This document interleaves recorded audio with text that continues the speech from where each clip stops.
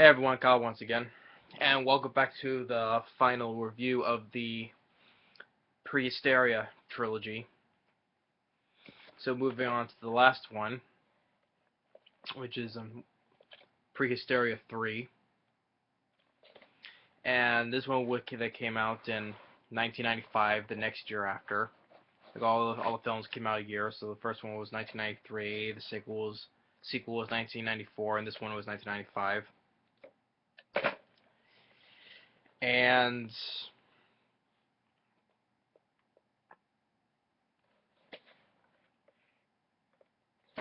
with now, like I said before, about like the little bit of all the silliness that happens, well, there's some silliness I can deal with, but but the silliness in this one, it won't be a rant, but I can say all the stuff that they could just leave out of this one. Although I still like the effects of the dinosaurs, they're still good as well. They still are. But there are certain things that they could have just taken out of the movie. Now they're getting to the more silliness. There was just more silliness that I could just that could have been left out. But anyway, like I said, but came out in 1985 and has a 3.4 on IMDb, which is the lowest of the series, which the previous one was 3.5 and the first one was 3.8. But really enough, this has a 34% Rotten Tomatoes, so it's much more higher than Prehysteria 2, because the sequel has a 28% and this one has a 34%, and the first film still has a 38%. So I guess some people rate this one better than the sequel, than number 2 for Rotten Tomatoes, which is a surprise enough. And the only returning cast member was the old guy from the sequel, Mr. Cranston, played by Owen Bush, which he only appears at the beginning and then possibly towards the end.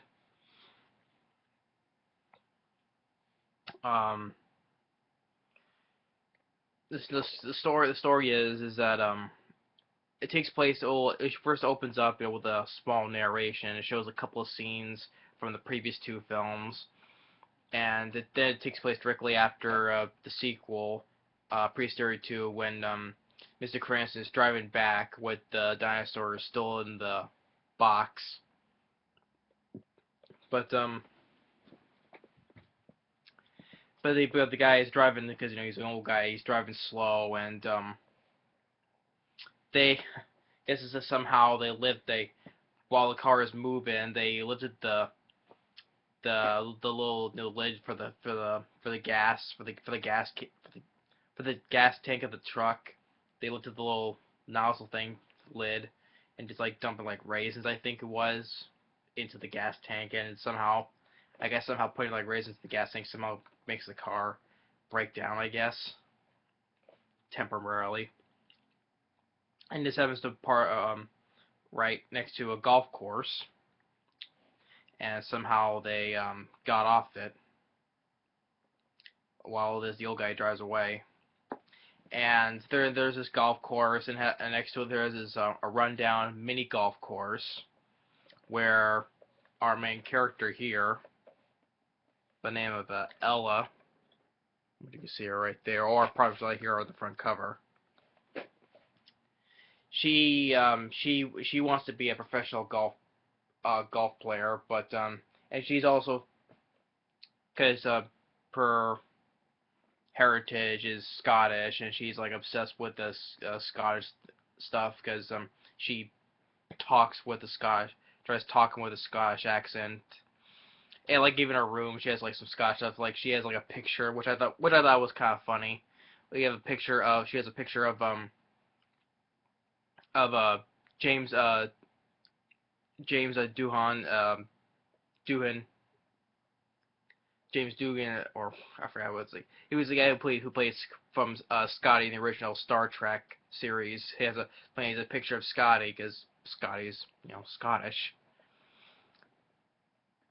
And then she also has a picture of Sean Connery, a picture in his James Bond picture, which I thought was kind of funny. She has a picture of Scotty, and she has a picture of James Bond, Sean Connery, James Doohan, yeah, and Sean Connery. That's what I can't pronounce his last name, but she and her father used to be a professional golf player, but since he missed a shot in the finals and like kind of ruined his career, now he hates golf because of that. And he doesn't want her daughter to golf because he doesn't want to go through the humiliation that he did. And then when she's like on the golf course and she gets chased by this course the three bumbling idiots, which this was the thing with this trilogy that I just don't care for. They had to have add bumbling idiots in the film. Like the first one was two bumbling henchmen that the main guy Rico hired, and then in the sequel you have these two bumbling these two exterminator guys try to act like all military. And then here you got these three bumbling caddies, in which her older brother is working as a caddy as well. And which of course she changes into the golf lounge, and then she rolls all of the golf balls, and of course the guys fall over because of that. They can't get up. That was like once again, that was like an unfunny pratfall. That is just, oh, we can't do this. They just have to class when they fall over just by stepping on golf balls. Something like that something like that works, but some cases when it's done horribly, it's not funny. Um, and the golf place is owned by her father her uncle, which is her father's brother, Uncle Hal, which he wants to trying to tell his brother to sell the golf course, the mini golf course, so they can put like another another resort there, but he doesn't want to sell it. And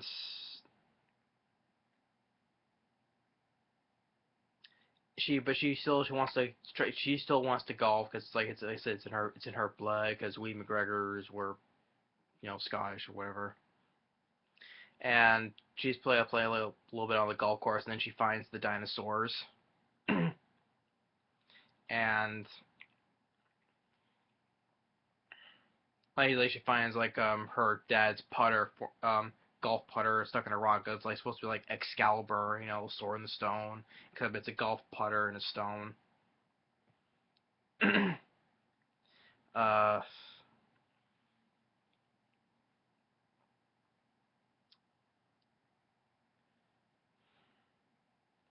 then, oh,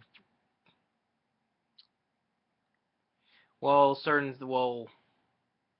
and her mother, Ella's mother, who's like makes like metal sculptures,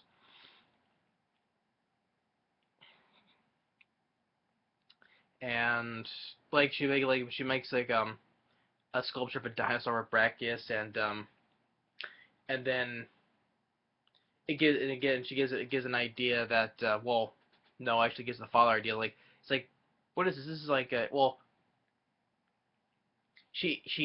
her Ella shows her father the dinosaurs because he says he doesn't like animals, but she shows the dinosaurs. And it's like this is not a dino putt, and it gives him an idea to a way to start making money because they have to pay off the bank loan to keep the place.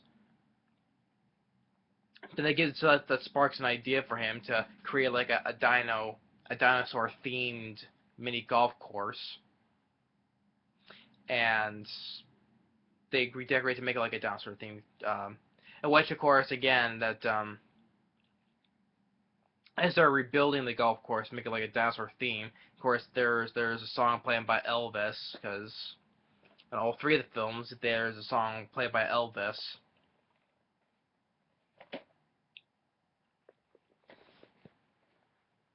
So now they start making money, everybody's including selling like dino burgers, which is like made this hummus what that she was eating earlier, and like, oh, make it into burgers, so dinosaur burgers. So everyone's buying the burgers, and everyone's having a good time with this new renovated dinosaur themed golf course. Um,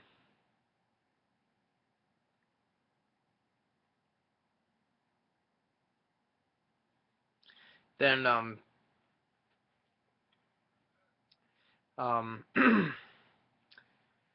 then the Uncle Hal, he says, starts seeing, he's seeing the place is doing well, but he wants to not, well, he doesn't want them to succeed, because otherwise pay off the money at the bank loan, but he doesn't want that happening because he's talking with this business guy, this Japanese business guy. He wants to help turn the place down though. And they get this guy, like this health inspector guy, which I thought, this guy, look at this guy, who was this health inspector guy. He looks kind of familiar, but I cannot place where I've seen him from. Like, he's taking this, like, the microphone to detect vermins. As I watch it, it's like, I swear I've seen that guy before, but I just cannot place it. So, and since they didn't find anything,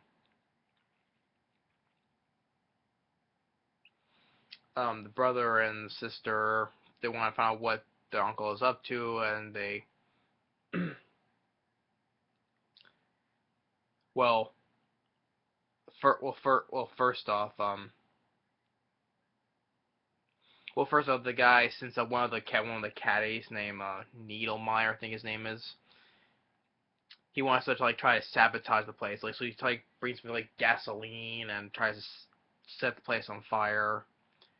Um, but Ella comes out and like gives like a little sword fight, and as a talking, Elvis the T-Rex, which the guy doesn't, I don't know how this guy feels, like, as the T-Rex like unzips his pants, which I don't think the guy does not feel how to feel when something is, when your pants are being unzipped. I don't know. And then it bites him in the rear, and then I guess he has like this little bottle of I don't know what it is, but it was like burnt. It falls directly into his pant, where his pants was unzipped, and starts saying it was like his crotch area on fire or something like that. Because it was like burning him. I don't know what kind of lotion that was. I don't know what it was. And like, one thing I think is, like, I think this is what this film did not need, because throughout the whole film, you hear all these unnecessary comedic sound effects. You know, like every time, like, when they're putting out a golf ball, and then wherever it hits, you make these sound effects, like boing boing boing boing, or where they're trying to do stuff, or anything. It's like you hear all these unnecessary comedic sound effects, which I thought was, they did not. I wish they would just cut all that out.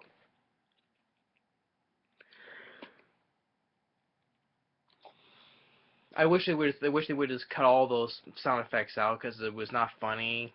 I mean, the previous two films didn't do that, but I guess they decided to make it much more of a funny movie by adding all those unnecessary sound effects. They should just cut that out. It was not needed, and wasn't it was that's what if I was to say the main problem with the film is, for me, is they should have just taken all those sound effects out, because every time when they're doing something, or whether they're playing golf or anything, you hear all these sound effects, which is it was totally unnecessary. So then the brothers and sister advised what they're up to. They see that their uncle is having dinner with the Japanese businessman, um, Paula, the Brachiosaurus, and Elvis. They sneak out of the backpacks, and like they're playing with some sushi, and like they send one flying and hits their uncle, and he's like, oh, which he thinks that the guy did it, and he's like, oh, I think you have a sense of humor after all. And press like one of those bottles of seltzer with like those. I think it was called seltzer. Like it's like what I've seen on the Three Stooges. Like with like this glass water bottle, and you hit this thing, and squirts out water. It's like one of those things. Paul like squirts and sprays into the guy's face a couple times, and then the guy comes in and lift the cap off for the food, and there was Elvis lying in. And the guy's like, oh. And then they find the two kids, and then he gives them like propositions that whoever can to make him sell the land. It's just Ella doesn't want to reject whoever he wants because like he offers her to be she wants to be a professional golfer. She'll be taught by like some great professionals. She rejects that, and of course the brother he talk about he wants to make money to get this electric guitar because he wants to be like in this electric band, or I don't know what it is, but he wants an electric guitar and says, oh, okay, I'll do that. So and another thing is the dinosaurs, they can clearly one thing I forgot to mention like about the whole the whole trilogy is that these dinosaurs, they're extinct. They're extinct animals, but clearly they can understand English, just like that. I mean, it's a funny thing though. It's another nitpick though, but it's also funny at the same time, which probably people think it's not funny. Yeah, these dinosaurs, they can clearly understand English, and like they know what certain words are. Like a little scene where the dinosaurs are trying to give her an idea what to do to save the golf course. Like they're doing like, oh, it sounds like one word, one syllable. Like they're trying to do motions like what's the word, and the girl is clearly understands what they're saying,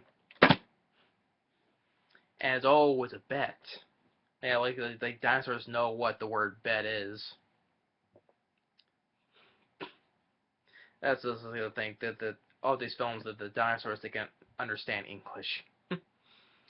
But yeah, so the Elvis gives making hand gestures indicating that it's a word bet because their uncle he makes it's like you see the scenes throughout the film like he like makes bets for money, and it's like he can't resist a bet, so she bets that if she wins he gets to pay off the bank loan for them, and if he wins they'll sell the land.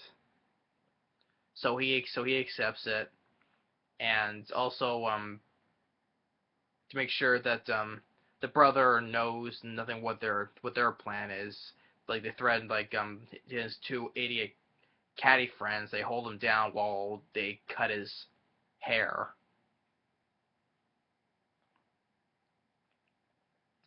So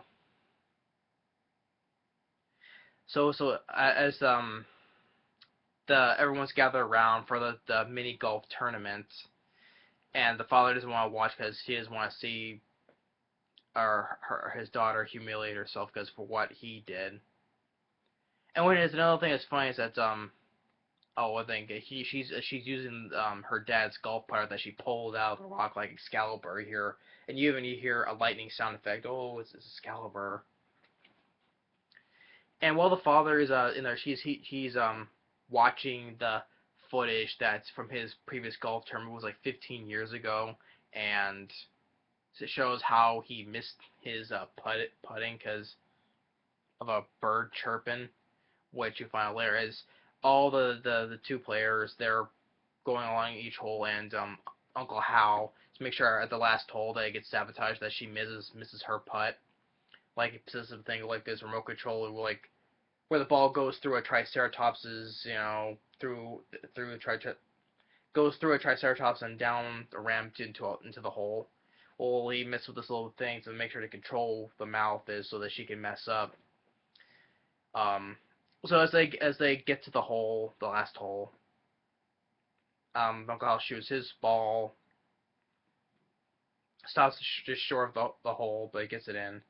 And while that, before as Ella starts to putt, the father shows he's watching the footage from his game, and then he noticed something. I'm like 15 years, you just notice this now. I mean, like it's been 15 years since you were miserable and don't like golf because you don't take the time to look at the footage and closely observe what happened. And, like he just notices now, and he's like, oh, there's this tree. I was facing that tree where the birds are, but as I missed the hole, I turned this way, which it was away from the tree, and then it shows that his brother was there. He's like holding a cigarette, and he now he knows that his brother cheated because it gets like this. A cigarette makes like a whistling sound. That's how he lost. So he cheated, and the Uncle Hal is about to do the same thing again with a cigarette and about to make her miss, but I think the father hits the cigarette out of his mouth with a putter, so that he can't do that. So and as the ball before she starts putting, uh, her brother dressed in a dinosaur suit um attacks the was the guy Needlemeyer, I forget the yeah Needlemeyer, bitch before she messes up her putting. He's wearing the dinosaur suit, and then and also the Japanese business guy is there. He's throughout the whole game. He's standing there watching, eating dino burgers, and he's like, "Oh, it's Godzilla," and he's like, "You go Godzilla, get the guy." And before the guy tries to reach for the remote control, Elvis comes in to bite the guy's thumb. So she makes the putt, goes all the way through, hole in one. She wins, and the guy is like, no, no. And and it shows that her brother got the haircut. And then it shows that Mr. Cranston has came back to get the dinosaurs, and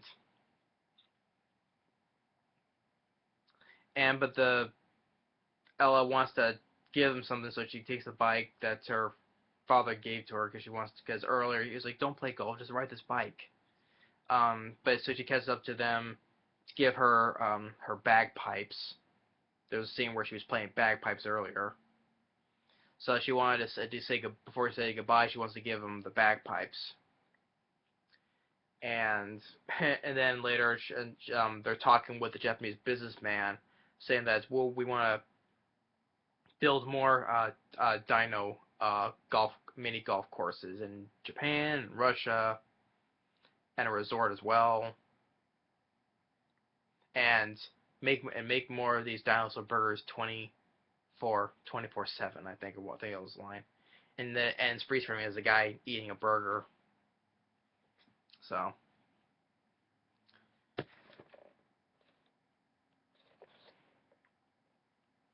as a Prehysteria.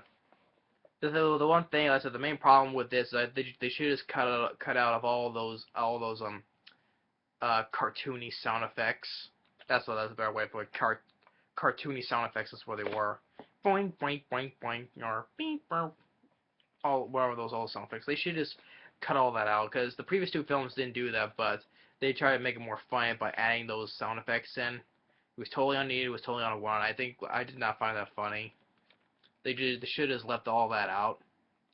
But the lead girl here playing Ella, was Whitney Anderson. Although trying to talk with a Scottish accent, I think it didn't know, just didn't work though. But she was there. Like most of the lead kids, the lead kids in the previous two films, like those two there from the previous two films, the one from Last Action Hero, they were there. So the lead girl, she was there as well. Fine, she was fine. The guy, the only returning character, Owen Bush, played Mr. Cranston. Is only there from the beginning, pops until the end. And actually, the guy who plays the father, Fred Willard, he's actually appeared in Although at first I thought, oh, I was like, there's another guy I recognize, Fred Willard. He's been in a few things. Uh, he was in a this is the guy who plays the father of the girl. He was in films I recognize. He was in Silver Streak. He was in this is Spinal Tap. Uh, Idle Hands. Uh, Harold and Kumar go to White Castle. Anchorman. Of course, the couple of the date movie, epic movie, Monster House, Wall-E, Anchorman 2, Planes 2, Fire and Rescue. So yeah, he's been a so I thought he's been so I recognized him. I thought he was another guy. He looks familiar. So and the guy who plays the evil uncle, which it wasn't, he was just more of a asshole, pretty much an asshole uncle to the girl, basically. He was another guy who's been a couple of films. Like he appeared in Deep Impact, and he also appeared in Half Past Dead, that not so good Steven Seagal film. And the other characters, like the three the dim-witted teenagers. Like I said, with the trilogy, they added some dim-witted people in there, but they were not needed as well. But the effects of the dinosaurs, they still look pretty much the same as they were in the previous three films. Pretty well done, decent. The director of this film was not Albert Brand or Charles Brand. It was a different guy. That was directed by David DeCoteau, or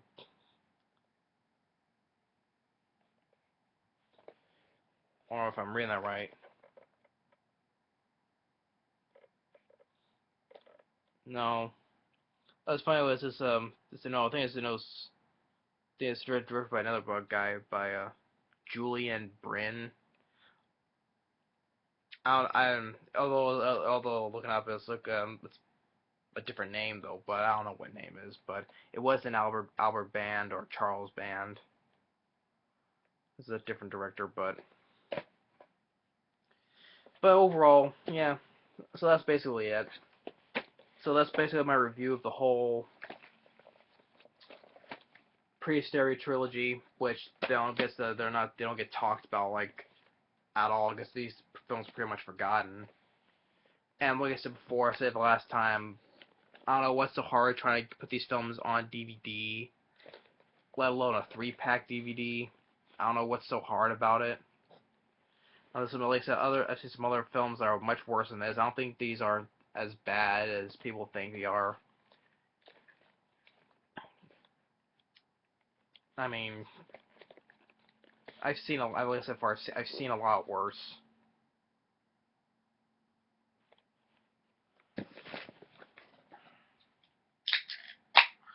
Sorry, just excuse me, just getting a drink.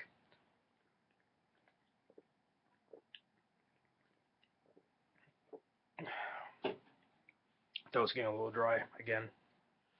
But like I said, I don't see what's so hard to put these on DVD. I don't think that's also not as bad as people think they are.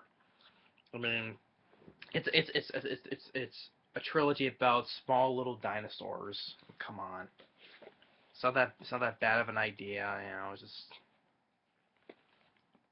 maybe because people don't like the human characters and all the quirky silliness. Yeah, I will give you a number 3. All the cartoony sound effects. Just didn't think that was fun. I wish they still would have been cut out. That's like the main problem I had with this, though. But like the previous 2 films didn't do that. But all the silliness I can deal with, though. But I just didn't think that these aren't as bad as people think they are. I'm sorry. but it's my opinion. People can feel free to not like whatever they want. But I'm just saying that they're just not as bad. This is a pretty harmless, decent little dinosaurs films. It's not as bad as people think, but anyway, that's it. That's it. But that's my review for the whole Prehysteria trilogy. So you can check out my reviews of these, of the first one, second one, and now my review of this one, the third one. Which I thought was like some interesting locations, like it's like, well, this one here took place, inside of a rich mansion, plus it playing well the model train set, and this here is here on a golf course, a miniature golf course. I remember one movie, well, the scene in Happy Gilmore, but this, little dinosaurs in a miniature golf course. I think that's not an idea that comes by very often, but oh well. Yeah, but anyway, that's my review. I hope you enjoyed my reviews of the Prehysteria trilogy. If anyone's ever heard of them, I don't think people talk about them anymore. And like I said, I hardly seen any movie reviews that talk about these. But yeah, no, it's all my opinion, and I like the trilogy. It's just it's a decent, fun family films with miniature dinosaurs. I like dinosaurs, so I like to see these little miniature dinosaurs: Elvis, Paula, Madonna, Hammer, Jagger, the world's oldest party animals. Yeah. But yeah, that's my review for Prehysteria 3 and the rest of the trilogy. Thanks for watching, and stay tuned on the next movie review. Later.